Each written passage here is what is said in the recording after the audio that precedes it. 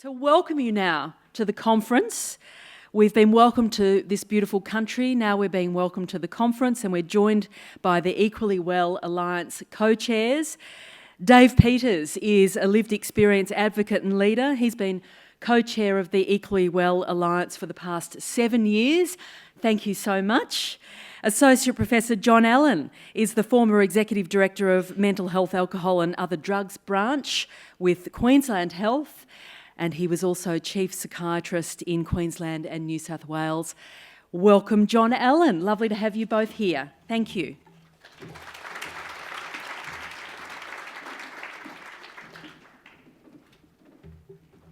Thank you very much for that warm welcome. As soon as you mentioned roving around like Oprah, I was tempted to look under my chair for a free car or something. I did just want to offer an acknowledgement for lived experience. Something that we at Equally Well really deeply value.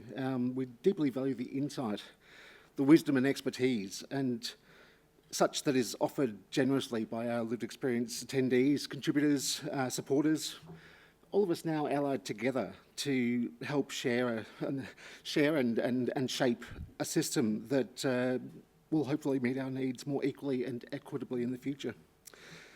We stand with all consumers, carers, families, supporters and allies.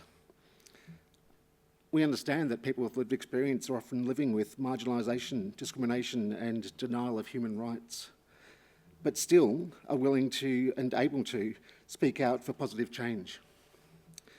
The power of collective action is really about building on the strength of those who came before us and to make a better future for all of us.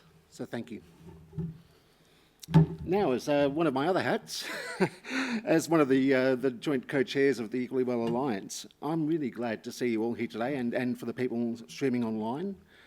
Each year of being part of these symposiums and conferences, I often sort of find myself vacillating between a bit of despair and the state of things, but also this hopefulness where seeing everyone come together, the presence and the power that comes from everyone's contribution and everyone's willingness and demand for change and demand for improvement.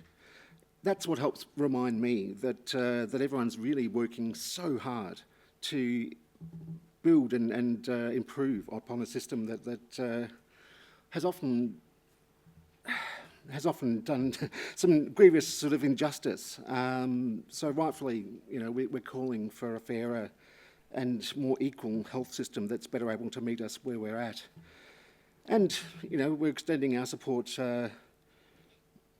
through that, hopefully with that support from a health system that's pretty more equitable, we'll see some of those life-saving and life-extending supports to help prevent the decline of physical health and offer that sort of proactive, assertive support to help navigate access and advocate within the health system for our physical health-related care that sometimes often gets missed.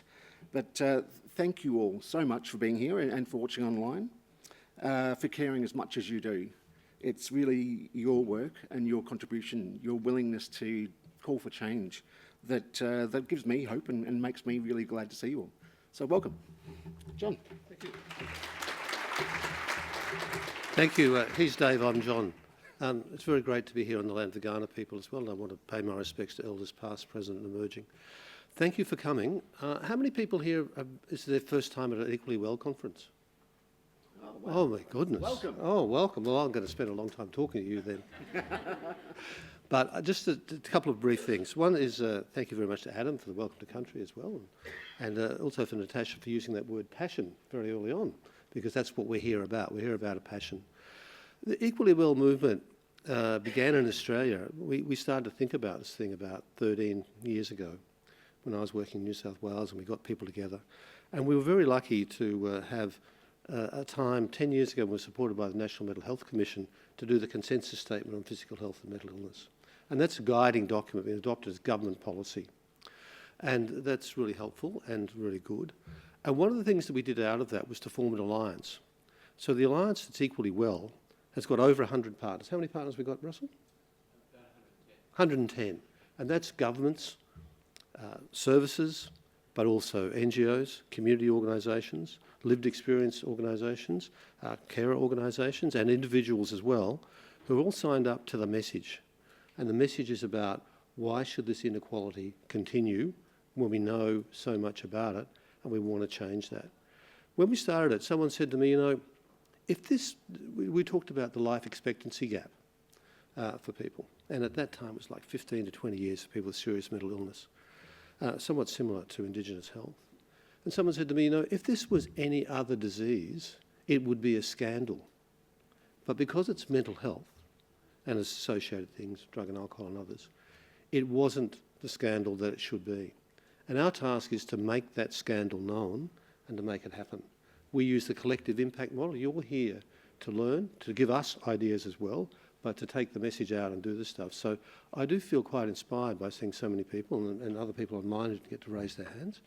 I wish you the best to get the best out of today and tomorrow.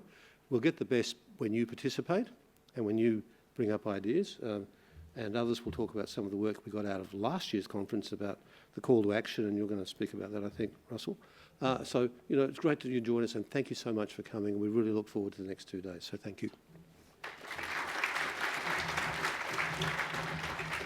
Well, now we have a video message from the Honourable Emma McBride, the Assistant Minister for Mental Health and Suicide Prevention. She's also the Assistant Minister for Rural and Regional Health, so lots of crossover with your interests. She brings to her role in Parliament an awareness of the issues, a unique awareness probably, because her previous career before she entered Parliament was as a long-time hospital pharmacist and also a specialist mental health pharmacist. So here now is the Honourable Emma McBride. Hello, let me start by acknowledging the traditional owners of the land where I'm recording this, the Ngunnawal people, and pay my respect to their elders, past and present. I extend that respect to all First Nations people with you today. I'd also like to thank Professor Russell Roberts, along with Professor John Allan and Dave Matthews, the co-chairs of the Equally Well Alliance, for inviting me to take part.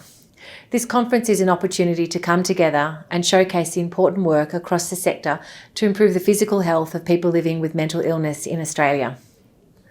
I'm certain the conference theme, Equally Well for All, Working Together, will spark some important conversations and connections.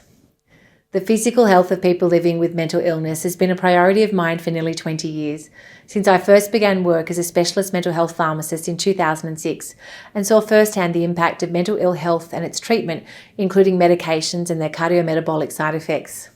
We have made progress, as your conference has charted over the last 4 years, but there is much more to do. Our government remains steadfast in its commitment to reducing mortality of people living with mental illness. This includes support delivered through GPs and the broader health system. And we remain determined to keep the voices of people with lived and living experience of mental ill health at the centre of our policies and programs. As a member of the Albanese Labor government, I am proud to support Equally Well's continued work to improve the physical health of people living with mental ill health. I encourage all of you to make the most of today and this opportunity to connect and learn from each other, and I look forward to hearing the outcomes of your conference.